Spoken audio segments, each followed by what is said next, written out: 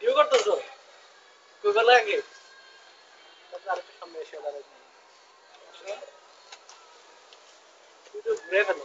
এই যে এদিকে আসবা তো তুমি আবার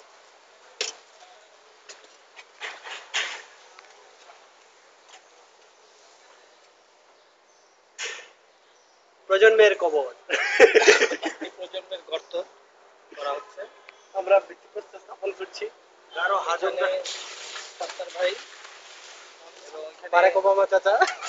বারেক ওবামা চাচা বারেক ওবামা অক্লান্ত পরিশ্রম করে যাচ্ছেন বীজ বপন করা হচ্ছে এখানে এই যে প্রজন্মের 20 বছরের বীজ এই বীজ আমরা 20 বছর পরে